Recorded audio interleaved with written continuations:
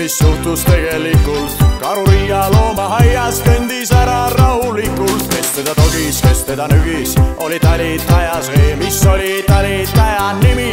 Ta oli Laima Siguree. Laima, Laima, Laima, Laima, Laima, Laima Siguree. Karu Riia loomaaiast tuli üle Eestisse. Laima, Laima, Laima, Laima, Laima, Laima Siguree. Karu Riia loomaaiast tuli üle Eestisse. Karu kõndis, tee oli pikk, selja taha jäi tal minevik. Päike kõrgelt viilus alla, karu oli rahulik. Talle meenus, kes teda togis, oli talitaja see. Ja ka talitaja nimi, ta oli Laima Siguree. Laima, Laima, Laima, Laima, Laima, Laima Siguree. Karu Riia loomaaiast tuli üle Eestisse. Laima, Laima, Laima, Laima, Laima, Laima Siguree. Karu Riia loomaaiast tuli üle Eestisse.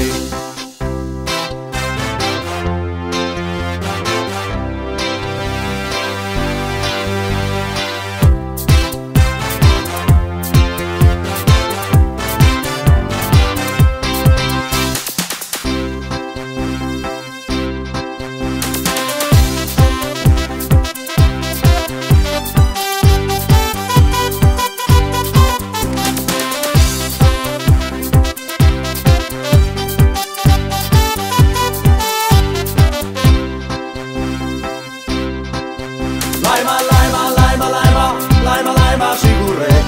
Karu Riia loomaaiast tuli üle Eestisse. Laima, Laima, Laima, Laima, Laima, Laima Siguree. Karu Riia loomaaiast tuli üle Eestisse.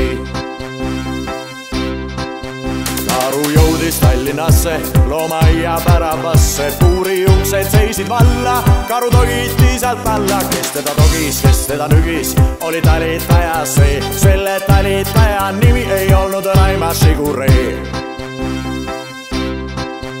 Laima, Laima, Laima, Laima, Laima, Laima Siguree. Karu Riia loomaaias